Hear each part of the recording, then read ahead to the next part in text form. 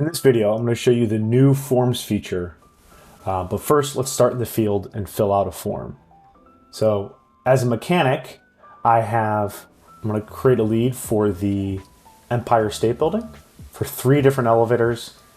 And I wanted to create a lead for a new power unit upgrade. I've already filled out 2 forms for elevator 1 and 2, but I also want to add 1 more form for the freight elevator.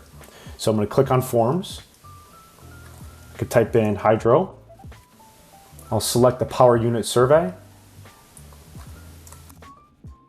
I'll add the elevator number and then I'll fill out these details.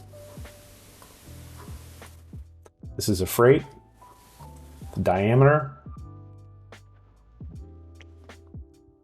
speed, and then finally the controller manufacturer. And this will be a Virginia Controls.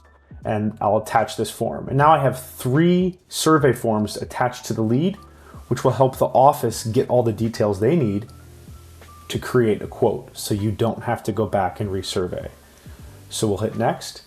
We got images added, and we're going to go ahead and then send the lead. Now back in the office, what you'll see is the office will get a normal lead as usual with all the details. But in addition, you can see that there's 3 forms attached to this lead. So when you click on the forms, you can see all the details for hydropower unit survey for elevator number 1. And you can see all of these questions answered.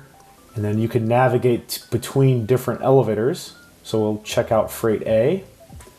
And now you see freight A and all the details for freight A, and then all the images that will also help us sell this, or the images that will help us sell this and get a quote. So that's the quick overview, but now what about creating a new form? So out in the field, I'm at the Empire State Building again, but let's say that I don't see a form for a starter. A soft starter. I see nothing, no results for a starter here. So what we're going to do is move out back to the office. We're going to navigate to forms and we're going to click create new form. We're going to call this a soft starter form or whatever you want, survey. And you can see as I'm building on the left, you can see a kind of like a preview of what you'll see in the field. So first question is multiple choice. Will it fit? And controller. Yes will be the first option, no, or maybe let's say not sure. Okay, next question would be voltage. And we'll add some, this is a text question, so we could add sample like 240 AC. We'll add that question. And the sample text will appear before they start typing. And you can see that as a preview right here. And the last question would be, let's say we want to know the controller manufacturer. And we could add as many as you want for these options, but we'll just add a few. Otis, Schindler, TK, Elevator.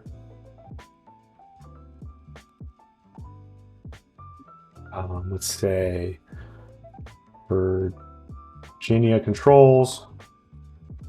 Let's see, GAL, and we can keep going, but we're going to go ahead and add that question. And that's good enough for now. This will give us all the information we need to get an accurate quote from the customer or from the supplier, so that way we can create a proposal as quickly as possible.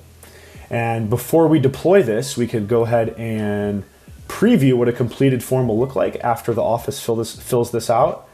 And you can see all these details again and sample images here. So that's what it will look like.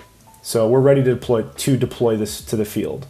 And that's it. We could either keep editing or we could just go ahead and close this tab, which brings us back. And then back out in the field, now you will see